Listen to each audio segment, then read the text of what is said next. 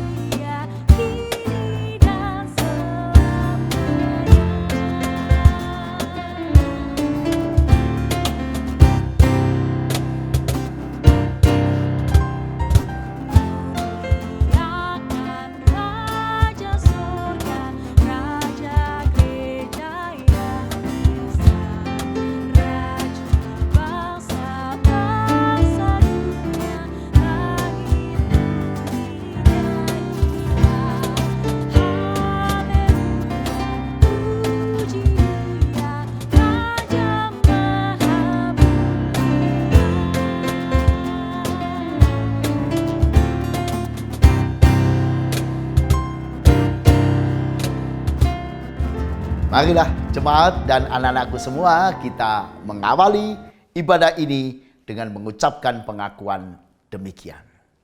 Pertolongan kita adalah di dalam nama Tuhan yang menjadikan langit dan bumi, yang kasih setianya tetap untuk selama-lamanya, yang memelihara umat manusia di tengah pergumulan dan goncangan kehidupan.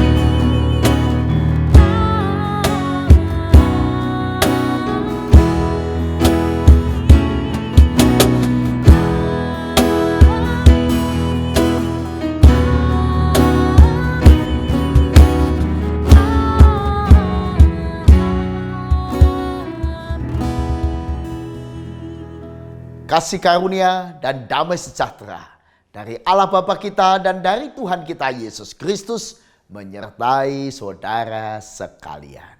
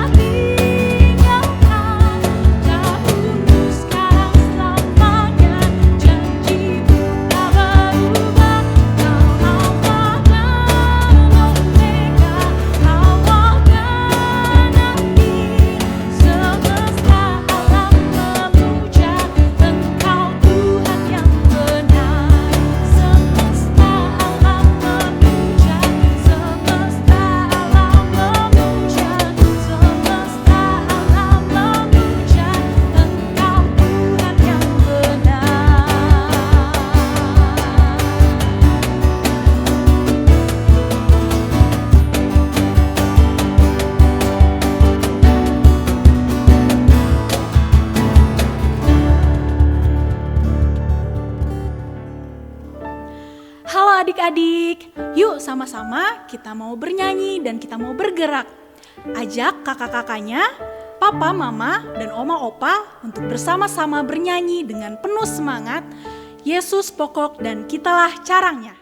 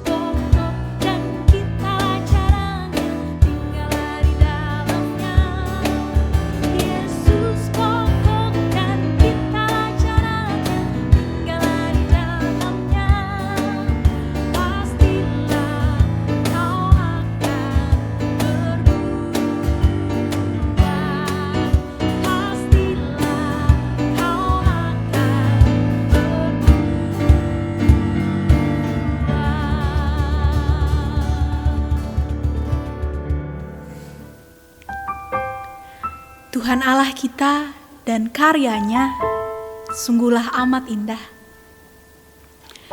Kita pun sebagai ciptaannya, kiranya dijadikannya indah, sebagaimana yang Ia pandang mulia. Saat ini kita mau datang, mendengarkan firman Tuhan. Biarlah melalui firman-Nya ini, kita dapat beroleh kekuatan dan pengharapan.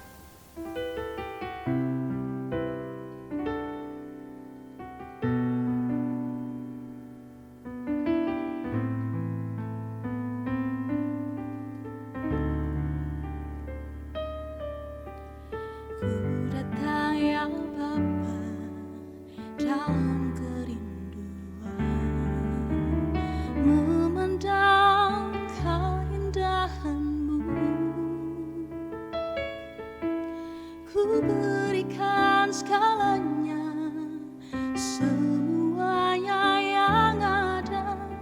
Ku ingin menyenangkan hatimu, oh Tuhan. Jadikan aku indah yang Kau pandang mulia, seturut karyamu di dalam hidupku. Ajarku berharap hanya kepadamu, taat dan setia kepadamu, Tuhan.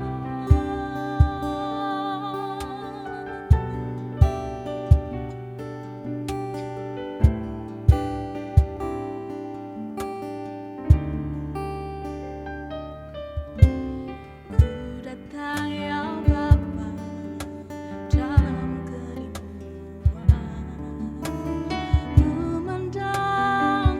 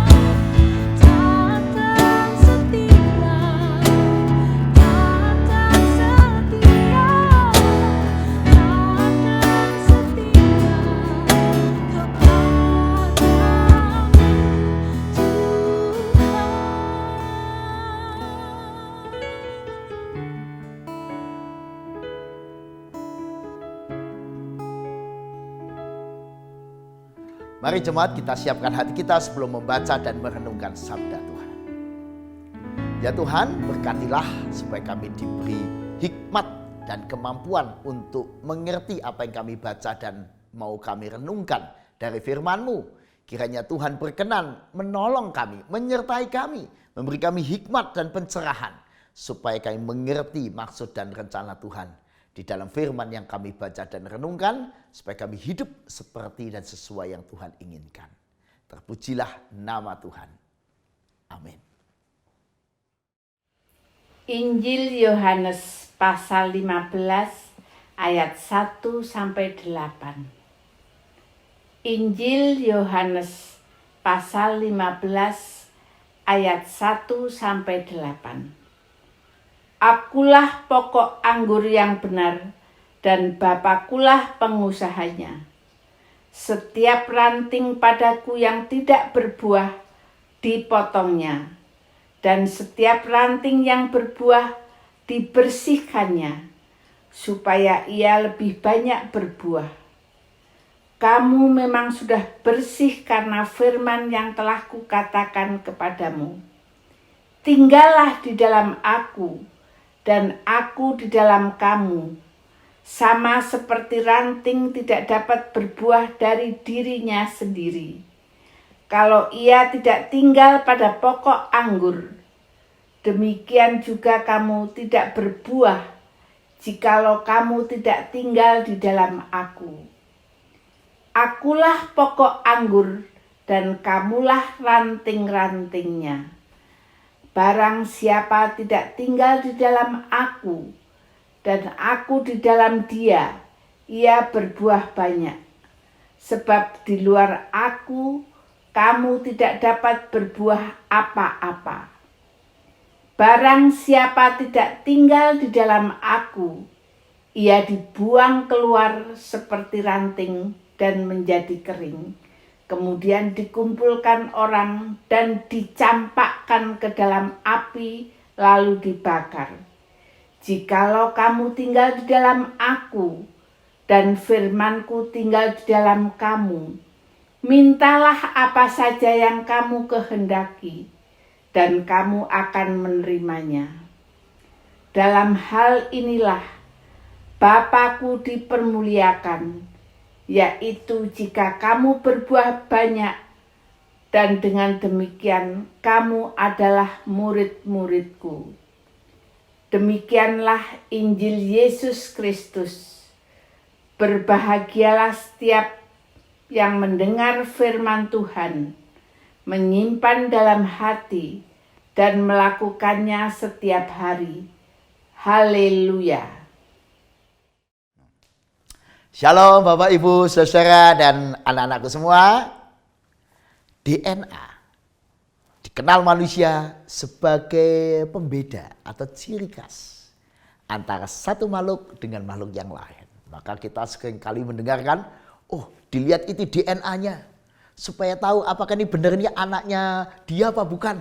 Wah, jadi dari DNA-nya kita bisa tahu ciri khas dan keunikan dari seseorang. Dan itu tidak bisa ditiru oleh orang yang lain. DNA satu, gen orang satu dengan yang lain berbeda. Nah, DNA yang kita kenal sebagai asam deoksiribonukleat itu memang membawa sifat, terutama informasi biologis setiap makhluk. Sejak dia ditemukan oleh James Watson dan Francis Crick, dia menjadi sangat berkembang. Sehingga lalu orang bisa membedakan DNA manusia dengan makhluk hidup yang lain. Sebagai contoh, katanya simpanse dengan manusia beda. Kenapa? Karena beberapa hal sangat berbeda. Walaupun ada kesamaannya. Bahkan kesamaannya katanya 98%. Mungkin dari bentuk tubuh. Mungkin dari struktur tulangnya ada yang sama. Tapi secara biologis walaupun 98,7% sama, perbedaan yang 1,3% itu penting sekali. Dan seringkali itu sangat menentukan yang menjadi beda. Belum bagian non-coding gen. Ya, ada gen yang sudah di-coding, sudah ketemu kodenya, ada yang non-coding. Yang betul-betul masih menjadi misteri mestinya. Karena memang manusia berbeda dengan simpanse.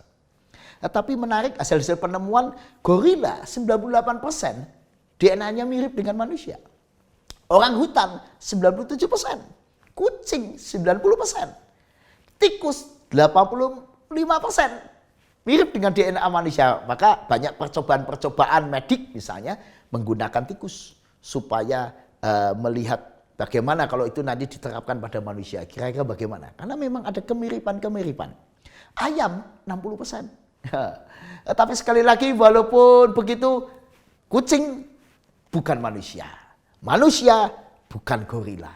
Dan orangutan bukan manusia. Beda sekali. Kenapa beda? Ya nanti DNA-nya saja beda. Sekaligus juga ada hal-hal yang lain. Yang saya sebut misalnya manusia itu bisa punya iman. Menghayati pencipta dirinya. Mengenali pencipta. Itu nggak bisa dialami si kucing atau si gorila atau orangutan. Manusia punya kemampuan berpikir. Punya kemampuan belajar, senang belajar, suka berbahasa dan bisa berbahasa macam-macam. Kalau kucing ya meong, nggak bisa ganti jadi kucing berbahasa Arab atau bahasa Jawa atau kucing bahasa Inggris, bahasa Mandarin, nggak ada itu. Kucing ya meong bahasanya. Juga beretika manusia.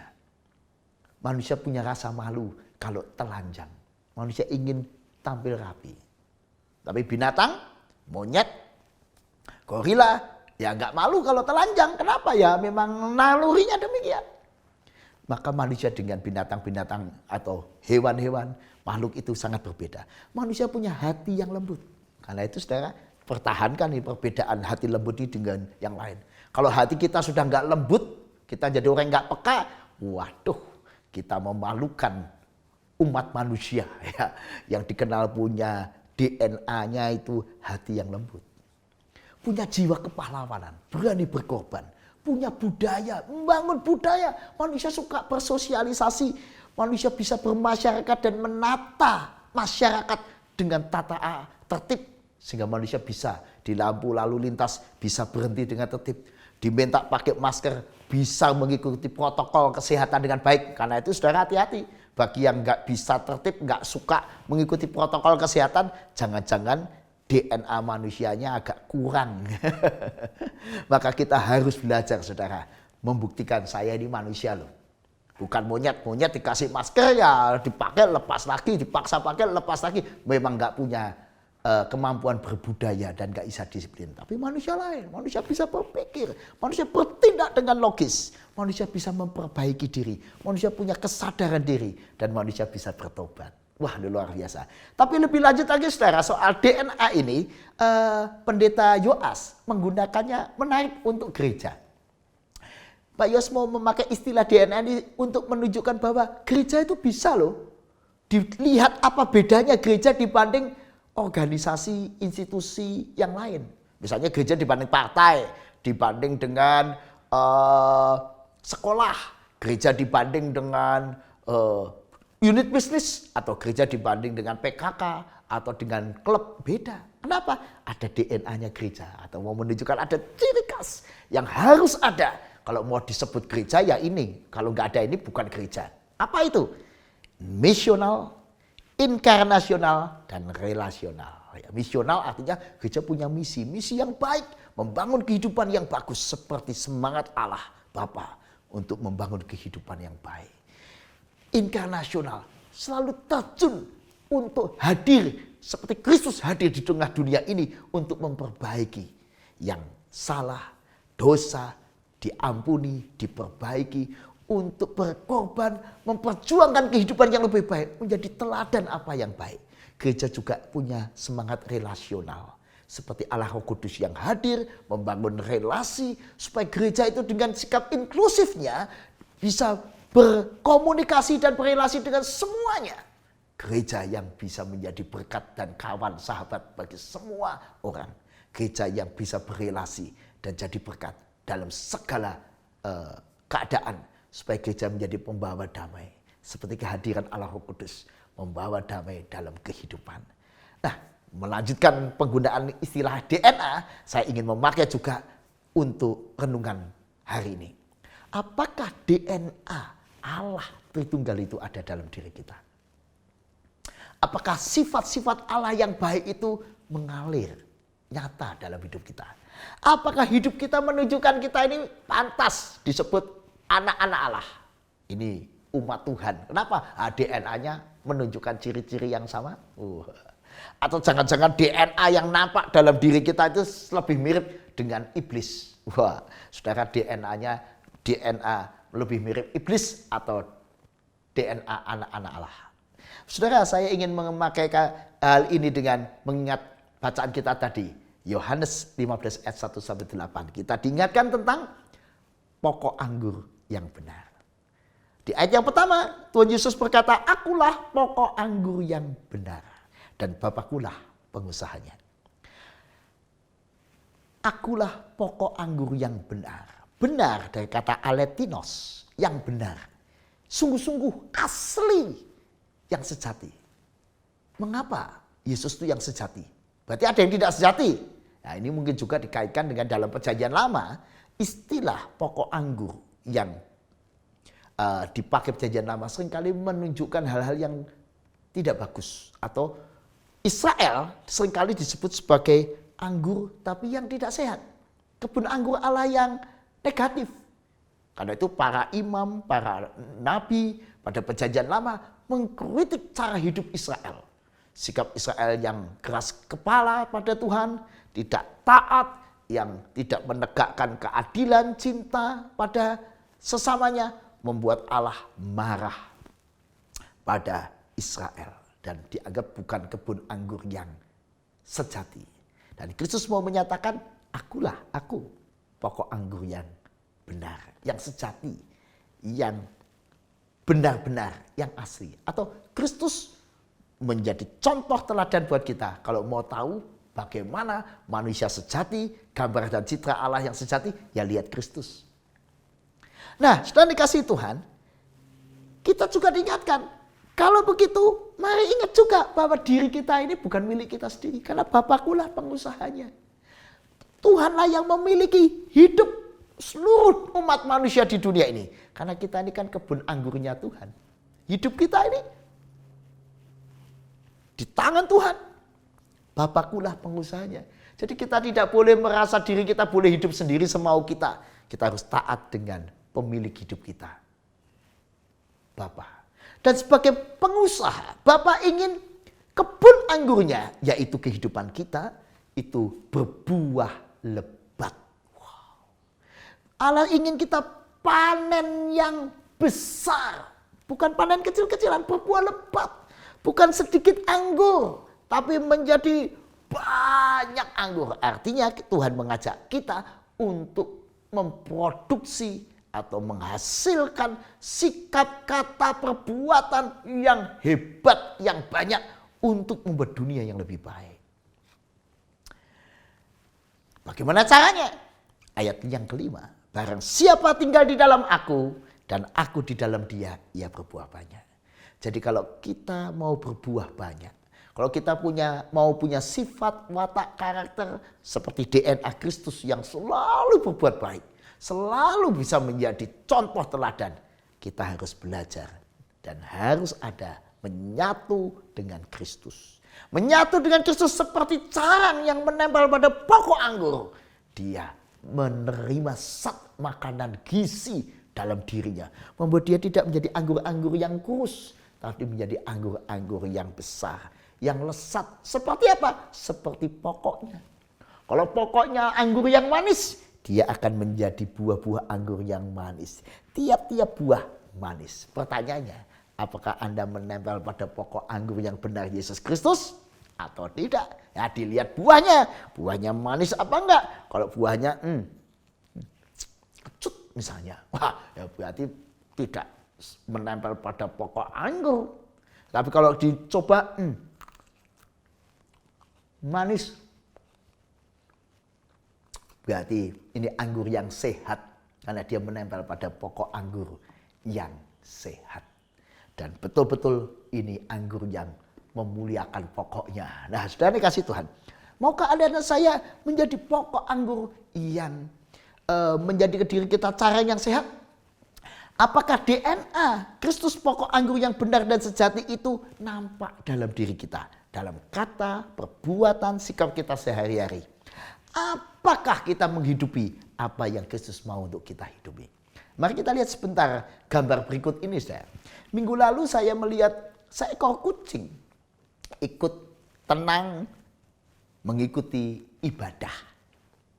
Bahkan selama khotbah nggak ada suaranya sedikit pun, dia diem di situ. Paling tengok sedikit sana, paling tengok sedikit. Dia diem selama ibadah, tenang sekali. Pertanyaannya, apakah kucing juga sedang beribadah? Pertanyaannya adalah, apa dampak ibadah itu dalam hidup si kucing? Saya meragukan kalau soal dampak dia mendengar khotbah dalam hidup si kucing.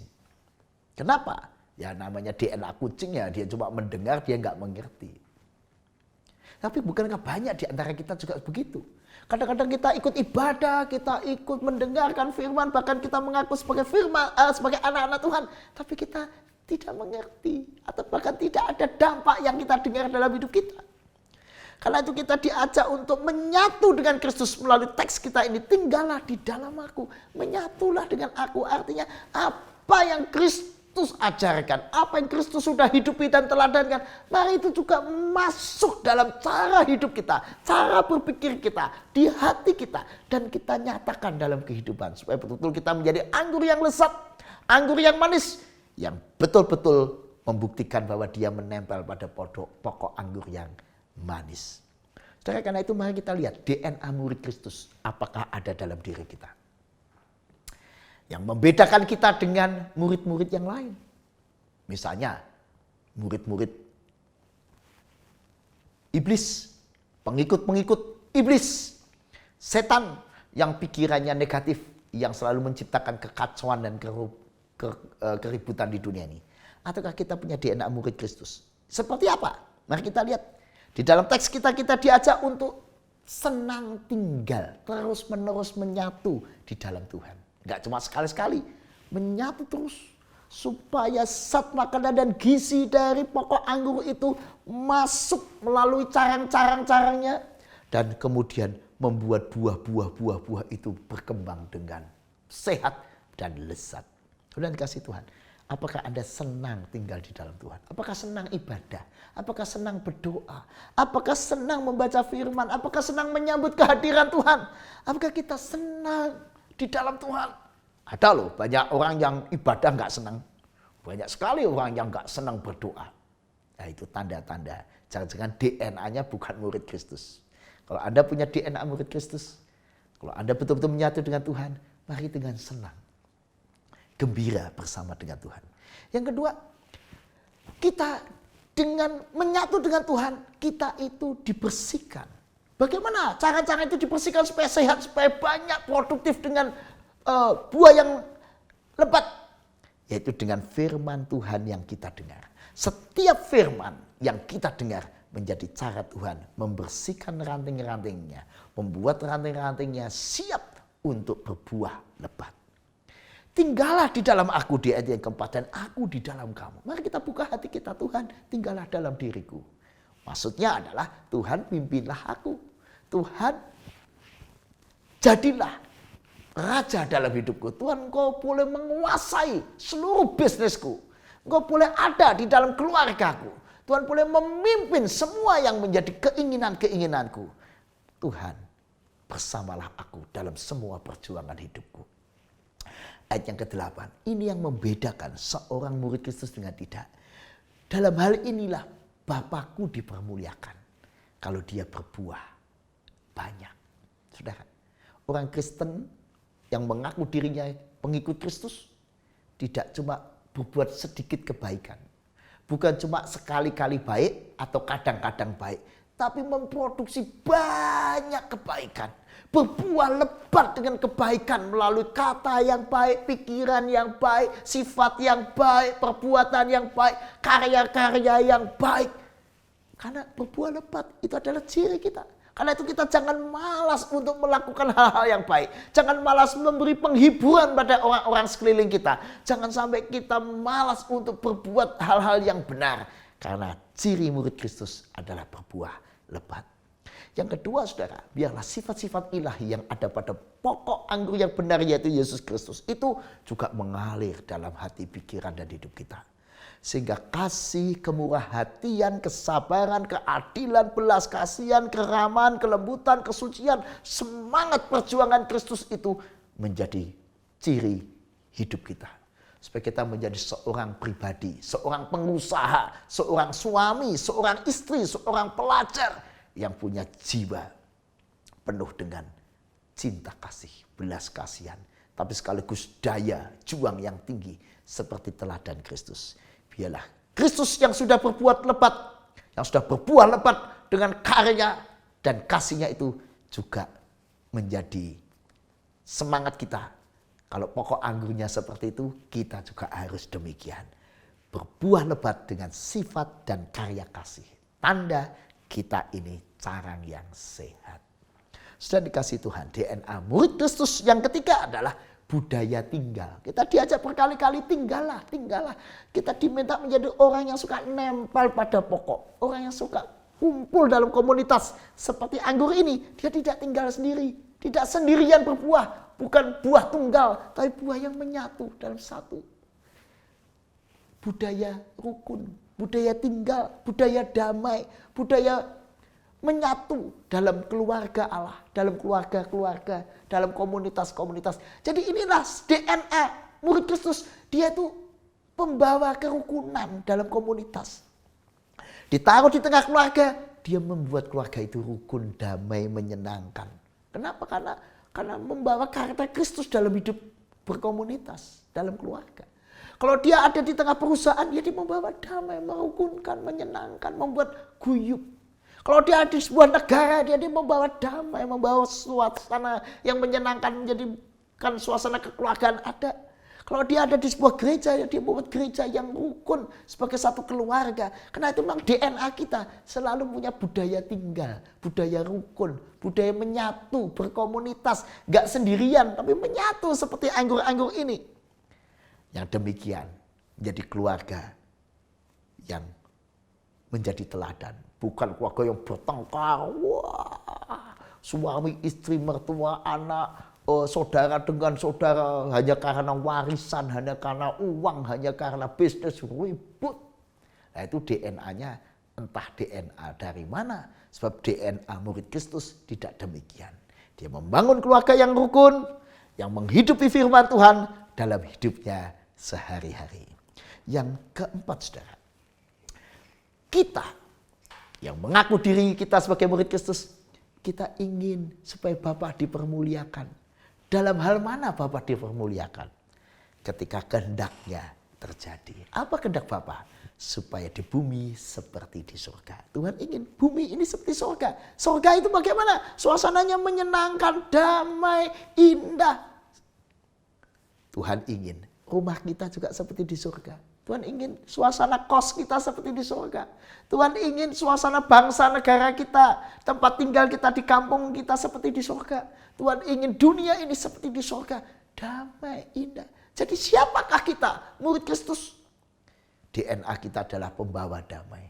Pembawa situasi yang baik. Mengubah yang buruk menjadi baik. Pejuang-pejuang kebaikan dan kebenaran, keadilan. Supaya dunia ini menjadi dunia seperti di surga.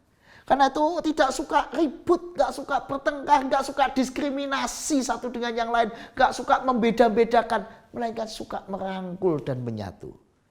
Mari saudara, dengan berbuah lebat bagi dunia ini, kita rangkul dunia ini dengan cinta kasih, dengan budaya-budaya unggul. Supaya dunia ini melihat, wow, indahnya kehidupan orang-orang yang mengaku dirinya murid Kristus. Membawa kedamaian. Nama Tuhan dipermuliakan. Ketika kita berjuang menjadikan tempat kita masing-masing, rumah kita masing-masing, keluarga kita masing-masing, di mana Tuhan menaruh kita, seperti di surga. Indah. Dan dikasih Tuhan. Jadi kesimpulannya apa dampak dari kepercayaan kita dalam hidup kita? Apakah DNA Kristus, pokok anggur yang sejati, itu mengalir di hati, pikiran, dan hidup kita? Apakah kata-kata kita, sifat kita menunjukkan, oh ini DNA-nya murid Yesus ini. Karena itu mari kita lihat 4 hal yang sudah kita bahas. Apakah senang untuk menyatu dalam Kristus adalah ciri khas kita, kesukaan kita. Yang kedua, apakah sifat-sifat ilahi seperti Kristus itu ada dalam diri kita, nampak dalam sifat sikap kita sehari-hari. Apakah budaya rukun itu menjadi budaya yang kita nampakkan dalam hidup sehari-hari, nampak dalam keluarga kita, dalam keseharian kita. Apakah semangat kita dalam mewujudkan bumi seperti di surga. Kalau ada 4 hal ini, dan tentu saja masih ada hal-hal yang lain yang Tuhan sudah ajarkan dalam firman-Nya, itu menunjukkan bahwa kita betul boleh mengaku saya punya DNA murid Kristus. Bukan DNA murid iblis atau murid-murid yang lain, saya murid Kristus. Maukah Anda berjuang untuk membuat kehidupan kita menjadi hidup yang berbuah lebat bagi kemuliaan nama Tuhan? Amin. Mari jemaat, kita renungkan firman Tuhan. Dan mari kita berdoa. Ya Tuhan, tolonglah kami supaya kami boleh menjadi buah yang manis, bagikan anggur yang manis bagi orang-orang sekeliling kami. Biarlah itu menjadi kebanggaan kami, boleh memiliki kehidupan yang baik sebagaimana pokok anggur yang benar Yesus Kristus. Supaya apa yang baik dari Kristus juga boleh ada dalam diri dan pikiran dan sikap hidup kami. Supaya apa yang menjadi ciri khas Kristus juga boleh kami perjuangkan untuk menjadi ciri khas kami. Supaya kata, sikap, perbuatan, pikiran dan seluruh hidup kami, bahkan perjuangan kami, boleh menjadi seperti perjuangan dan sikap hidup Kristus. Yang selalu berjuang membuat dunia yang lebih baik. Yang selalu peduli kepada mereka yang susah. Yang selalu menjadi pembela bagi mereka yang teraniaya. Yang selalu menjadi pendoa yang setia. Yang selalu berani berkorban untuk membangun kehidupan yang lebih baik. Terima kasih Tuhan, di dalam tangan-Mu kami naikkan doa kami ini. Amin. Jemaat Tuhan yang terkasih, marilah kita bersama-sama mengucapkan pengakuan iman rasuli yang akan kita pujikan dari Kidung Jemaat 280. Aku percaya.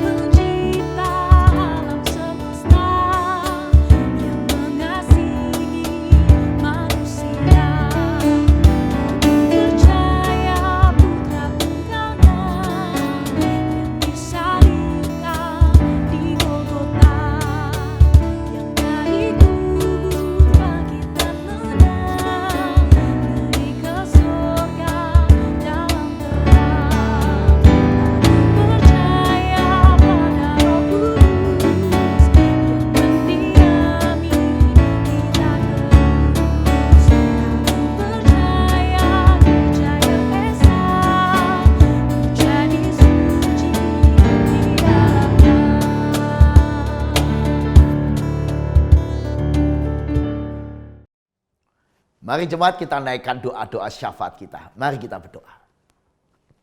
Ya Tuhan, kami ingin bersyafaat khususnya untuk pendidikan di tanah air kami Indonesia.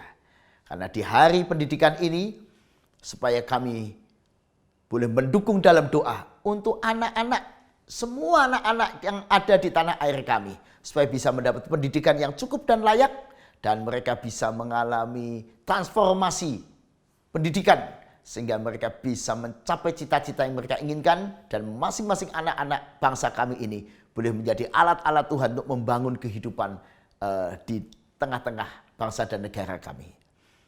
Berkati juga ya Tuhan untuk anak-anak yang studi, masih harus studi di rumah dengan pendidikan jarak jauh, supaya mereka diberikan semangat, supaya mereka tidak mengalami kejenuhan, bahkan mereka bisa tetap menikmati dan berprestasi melalui pendidikan jarak jauh ini.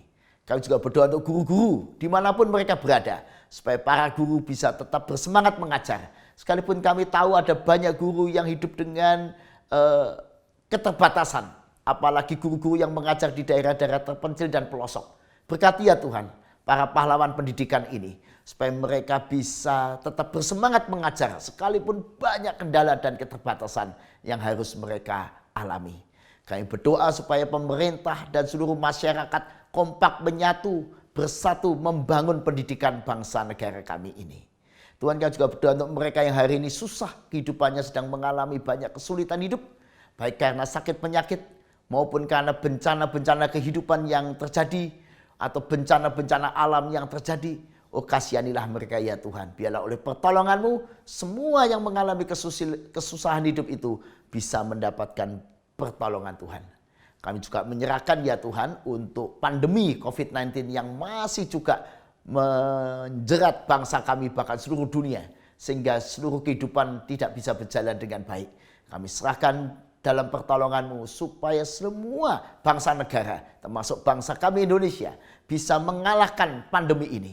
Kiranya Tuhan yang menolong juga menanamkan disiplin pada masyarakat bangsa negara kami supaya kami peduli dengan disiplin protokol kesehatan supaya pandemi ini cepat berakhir. Akhirnya Tuhan, kami serahkan semua doa-doa syafaat kami ini dalam tangan kasih dan pertolongan Tuhan. Amin. Jemaat Tuhan yang terkasih, marilah kita bersama-sama mengumpulkan persembahan sebagai bentuk ucapan syukur kita kepada Tuhan. Marilah kita mengumpulkan persembahan sambil mengingat Mazmur 37 ayatnya yang ketiga sampai dengan yang kelima. Percayalah kepada Tuhan dan lakukanlah yang baik. Diamlah di negeri dan berlakulah setia. Dan bergembiralah karena Tuhan, maka Ia akan memberikan kepadamu apa yang diinginkan hatimu. Serahkanlah hidupmu kepada Tuhan dan percayalah kepadanya, dan Ia akan bertindak.